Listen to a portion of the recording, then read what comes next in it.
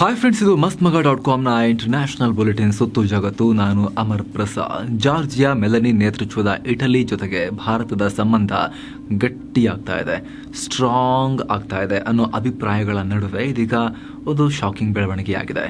ಪ್ರಧಾನಿ ಮೋದಿ ಭೇಟಿ ಬೆನ್ನಲ್ಲೇ ಇಟಲಿಯಲ್ಲಿ ಭಾರತ ವಿರೋಧಿ ದುಷ್ಕೃತ್ಯವನ್ನು ನಡೆಸಲಾಗಿದೆ.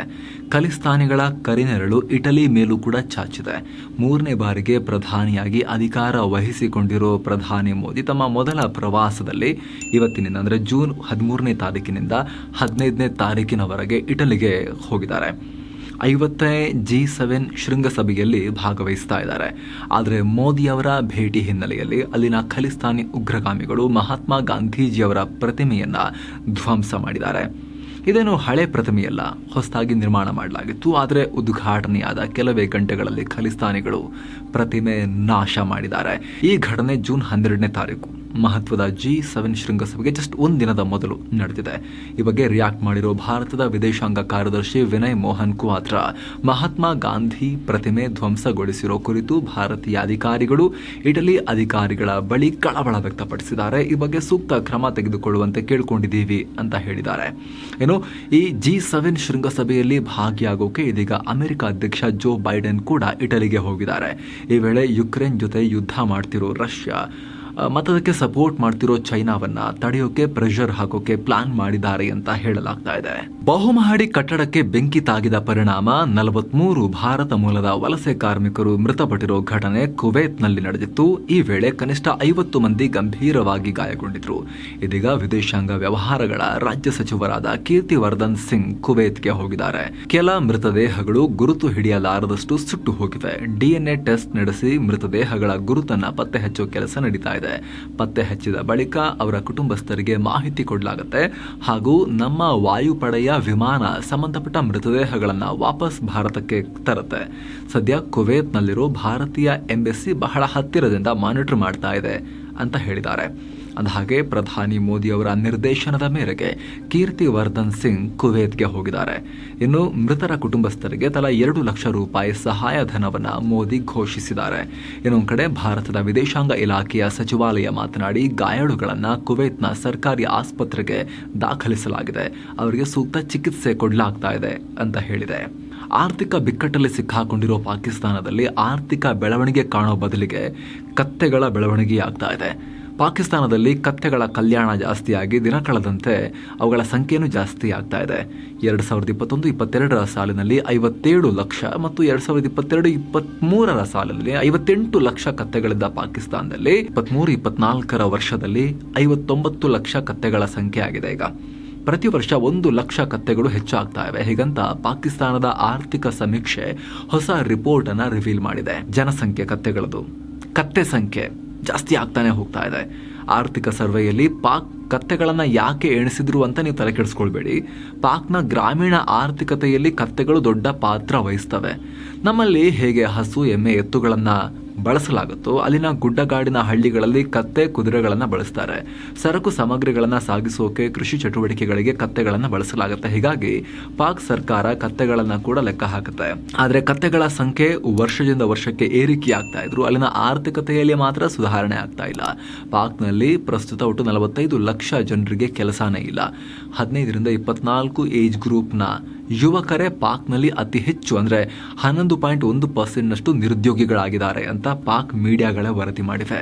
ಸದಾ ಟೆಕ್ನಾಲಜಿ, ಹೊಸ ಅನ್ವೇಷಣೆ ಅಂತ ಸುದ್ದಿ ಆಗ್ತಾ ಇದ್ದ ಸ್ಪೇಸ್ ಎಕ್ಸ್ ಸಂಸ್ಥಾಪಕ ಇಲಾನ್ ಮಸ್ಕ್ ಇದೀಗ ತಮ್ಮ ಉದ್ಯೋಗಿಗಳೊಂದಿಗೆ ಲೈಂಗಿಕ ಸಂಬಂಧ ಹೊಂದಿದ್ದ ಆರೋಪದ ಮೇಲೆ ಸುದ್ದಿಯಾಗಿದ್ದಾರೆ. ತಮ್ಮ ಸ್ಪೇಸ್ ಎಕ್ಸ್, ಟೆಸ್ಲಾ ಈ ಕಂಪನಿಗಳಲ್ಲಿ ಕೆಲಸ ಮಾಡೋ ಮಹಿಳಾ ಉದ್ಯೋಗಿಗಳಿಗೆ ಮಸ್ಕ್ ಅಸುರಕ್ಷಿತ ವಾತಾವರಣ ಸೃಷ್ಟಿ ಮಾಡಿದ್ದಾರೆ ಅಂತ ವಾಲ್ ಸ್ಟ್ರೀಟ್ ಜರ್ನಲ್ ಪತ್ರಿಕೆ ಆರೋಪ ಮಾಡಿದೆ. ಸುಮಾರು 48 ಮಸ್ಕ್ ಉದ್ಯೋಗಿಗಳನ್ನ ಇಂಟರ್ವ್ಯೂ ಮಾಡಿ ಈ ರಿಪೋರ್ಟ್ ಮಾಡ್ತಿರೋದಾಗಿ ಪತ್ರಿಕೆ ಹೇಳಿಕೊಂಡಿದೆ. ಇದರಲ್ಲಿ ಈಗ ಆಲ್ರೆಡಿ 2 ಮಹಿಳಾ ಉದ್ಯೋಗಿಗಳೊಂದಿಗೆ ಮಸ್ಕ್ ಲೈಂಗಿಕ ಸಂಬಂಧ ಹೊಂದಿದ್ರು. ಅದರಲ್ಲಿ ಒಬ್ರು ಇಂಟರ್ನಿ ಆಗಿದ್ರು ಅಂತ ಹೇಳಿದೆ. ಮೂರನೇ ಮಹಿಳೆಗೆ ಮಸ್ಕ್ ತನ್ನ ಜೊತೆಗೆ ಮಕ್ಕಳನ್ನ ಮಾಡ್ಕೋ, ನನ್ನ ಮಕ್ಕಳಿಗೆ ನೀನು ತಾಯಿ ಆಗ್ಬಿಡು ಅಂತೆಲ್ಲ ಒತ್ತಾಯ ಮಾಡಿದ್ರಂತೆ. ಆದರೆ ಆಕೆ ಅದೆಲ್ಲ ಮಾಡೋಕ್ಕಾಗಲ್ಲ ಅಂತ ಹೇಳಿದಾಗ ಆಕೆಯ ವೇತನ ಹೆಚ್ಚಳ ಮಾಡೋದನ್ನ ತಡೆಯಲಾಯಿತು ಅನ್ನೋ ಟೀಕೆಯನ್ನು ಕೂಡ ಮಾಡಲಾಯಿತು. ಆ ರೀತಿ ಗಂಭೀರ ಆರೋಪಗಳನ್ನ ಇಲ್ಲಿ ಮಾಡಲಾಗ್ತಾ ಇದೆ. ಅಷ್ಟು ಮಾತ್ರ ಅಲ್ಲ, ಆ ರೀತಿ ನಿರಾಕರಿಸಿದ ಮೇಲೆ ಆಕೆಯ ಕೆಲಸದಲ್ಲಿ ತಪ್ಪುಗಳನ್ನ ಹುಡುಕೋದು ಜಾಸ್ತಿ ಆಯಿತು ಅಂತ ಕೂಡ ಪತ್ರಿಕೆ ಆರೋಪ ಮಾಡಿದೆ. ಏನೋ ಕಡೆ ಮಸ್ಕ್ರ ಎಕ್ಸ್ ನಲ್ಲಿ ಲೈಕ್ಸ್ ಅನ್ನ ಹೈಡ್ ಮಾಡಿರೋ ಕಾರಣ ಪೋಸ್ಟ್ಗಳಿಗೆ ಲೈಕ್ಸ್ ಕೊಡೋರ ಸಂಖ್ಯೆ ಹೆಚ್ಚಾಗಿದೆ ಅಂತ ಎಲಾನ್ ಮಸ್ಕ್ ಹೇಳಿದ್ದಾರೆ. ಏನೋ ಪ್ರಧಾನಿ ನರೇಂದ್ರ ಮೋದಿಯವರ ಪ್ರಮಾಣ ವಚನ ಸ್ವೀಕಾರದ ಬೆನ್ನಲ್ಲೇ the South Asia peace action network SAPAN ಮೋದಿಗೆ ಓಪನ್ ಲೆಟರ್ ಬರೆದಿದೆ.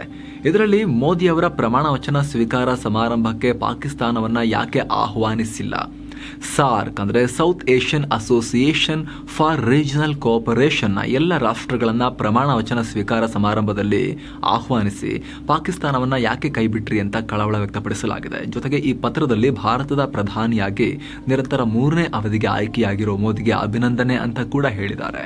ಇಷ್ಟೆಲ್ಲ ವಿಶ್ಲೇಷಣೆ ಮಾಡೋ ಈ ಸಪನ್ಗೆ, ಈ ಅಸೋಸಿಯೇಷನ್ಗೆ ಒಂದು ಕಾಮನ್ ಸೆನ್ಸ್ ಕೂಡ ಇರಬೇಕಾಗಿತ್ತು. ಭಾರತ ಸ್ಪಷ್ಟವಾಗಿ ಹೇಳಿದೆ, ಗಡಿಯಲ್ಲಿ ಗುಂಡು ಮತ್ತು ಉಗ್ರವಾದ ಜೊತೆಗೆ ಶಾಂತಿ ಮಾತುಕತೆ ಒಟ್ಟಾಗಕ್ಕೆ ಸಾಧ್ಯ ಇಲ್ಲ. ಆ ತರಲೆ ಕೆಲಸವನ್ನ, ಆ ದುಷ್ಕೃತ್ಯವನ್ನ ಫಸ್ಟ್ ನಿಲ್ಲಿಸಿ ಆಮೇಲೆ ಇದು ಆರಂಭ ಆಗ್ಬೋದು ಅಂತ ಕ್ಲಿಯರ್ ಆಗಿ ಭಾರತ ಹೇಳಿದೆ.